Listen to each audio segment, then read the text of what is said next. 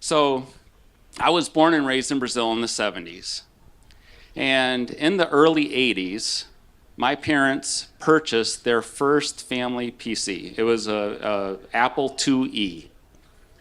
And when we purchased that Apple IIe, and my dad set it up in his office, it was this amazing moment where we turn on the screen and it's this green screen and there's this blinking cursor. And you're like, this is a big deal. This was a $2,500 investment back in the 80s, right? This is a big deal. But what were we going to do with it? It was just this blinking cursor. You had to write your own software. If you wanted to use the computer, you had to do something with it. So you had to buy computer books, and you had to write computer programs. And the very first program that you wrote, does anybody know what the very first program you ever write as a software engineer? Hello world. Yes, thank you. So, you type in 10, print, hello world. The next line you say 20, go to 10. And what happens is your screen fills up with the words hello world. And that's so exciting. You're like, I wrote some software. It was a blinking cursor, and then I did something and it talked back to me. And then all of a sudden your mind just goes, I can do anything. I can buy any book and I can write any software. So in Belo Horizonte, Brazil, in the early 80s, I realized that I could change the world by writing software. I didn't change the world by writing software. I've been in the software industry for 25 years. I've written a whole lot of code, and I've had a lot of fun doing it.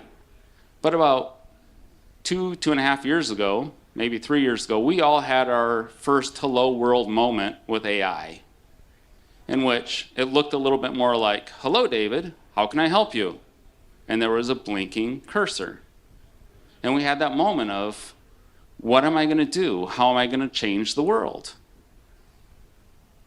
And what I realized is we really don't know yet, 3 years out, what it is what we're going to do with this. A lot of us think we know what we're going to do with this, but the reality is 95% of software companies are reporting that they are either failing AI integrations or they're stalled out on AI integrations. They don't know exactly how to implement that.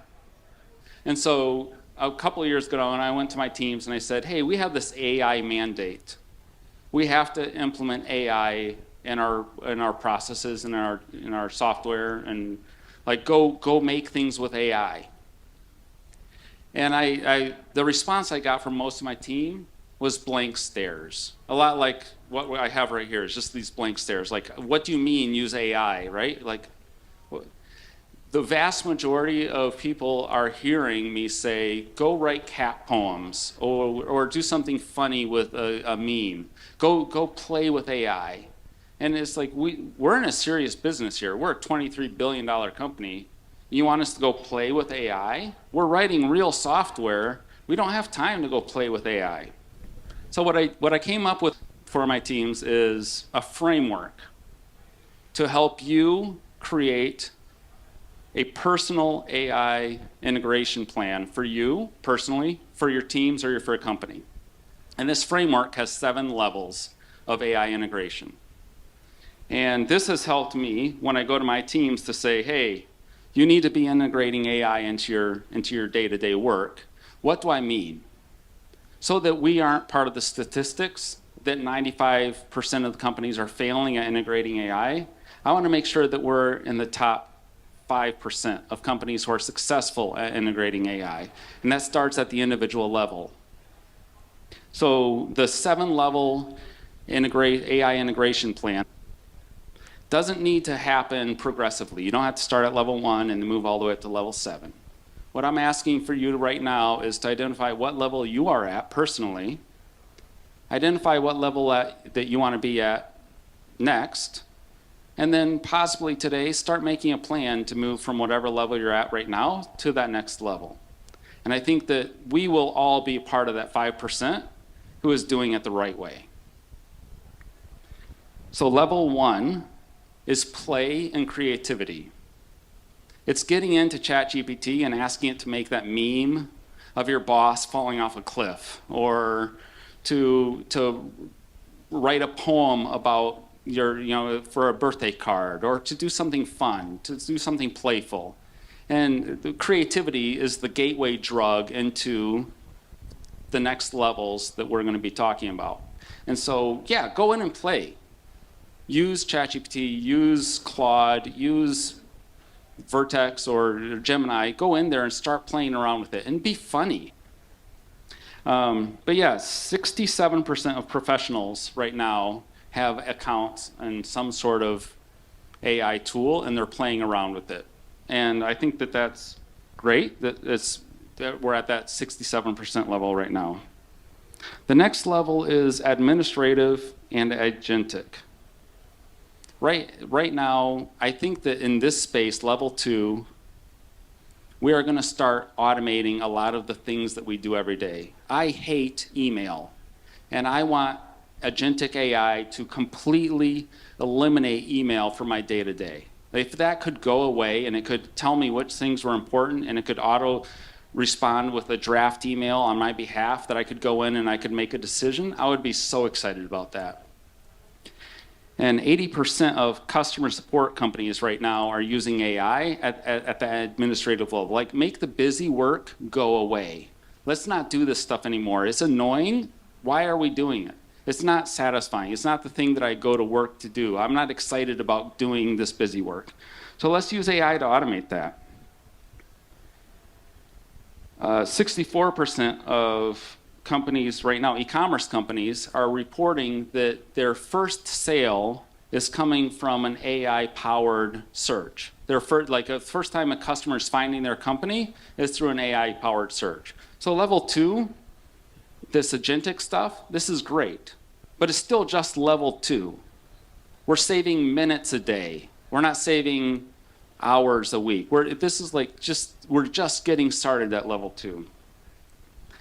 Level 3 is work and human augmentation. So as a software engineering, my background is software engineering, what I find is that my teams who are using AI are about 20 to 50% more efficient at writing software, testing software, deploying software using AI. Now that's hours a week. That is a huge boost. That's level 3. So if you're at level 3 and you're empowering your teams to use AI to automate their workflows, if you're using the N8N to write some custom automatizations, that's a really cool thing. Great job. Keep doing that. Level 4. This is where you're integrating AI into the software that you are writing. So you're not writing software with AI. You are embedding software, AI, into your software so that your users are having an intelligent experience using your software. That is cool. That's a game changer. Level 5, SaaS, or AI as a service, is the level where you become entrepreneurial. This is where you start to resell your solution to other companies as a service. They start paying you monthly to use the solution that you built. Level 6. This is way above anything that I'm able to do. This is where you start to make hardware autonomous. You start to allow robots to do work for you. You start to allow cars to drive you places. You start to allow your order picking systems to go and grab product and put them onto a conveyor and put them into a truck, and that being AI driven instead of algorithm driven. Level 7, this is Google, NVIDIA, Microsoft, Meta. These are the companies that are innovating and building the AI solutions that we are all consumers of. My parting warning to you guys is, if you are at levels 1 through 3, you will probably be replaced by somebody who's using AI. And your career is probably a couple of years from being over. So let's not be levels 1 through 3. Let's strive to get ourselves personally our teams and our companies to be building AI solutions into our software. And at an e-commerce conference, what that looks like is, if I'm shopping for something online right now, I am not going to be going to a website like Amazon to do shopping. I am going to start my shopping experience on Perplexity or on some other AI platform like ChatGPT or Claude. And within that environment, I should see options across the whole entire industry. I should see something from Etsy, from Amazon, from Target, all in a carousel. And I should be able to click on those and say, tell me more about these. Tell me the pros and cons between these between these products. And I should be able to click on that product, and I should be able to click buy now and know that it's going to be delivered to my home address using my preferred credit card within that chat environment. And that's powered by tools like MCP and A2A. If you don't know what those are yet, Google them, figure it out. Make sure that your software companies that you are working with and partnering with are integrating those technologies. So that if you're using Shopware a year from now to sell your product, you're not worried about people coming to your Shopware site. You're worried about them being able to buy your products within a chat environment. That is a game changer. That is levels 4 and up. If you're levels 1 and 3, have fun, play, but level up very quickly. So thank you very much. Obrigado.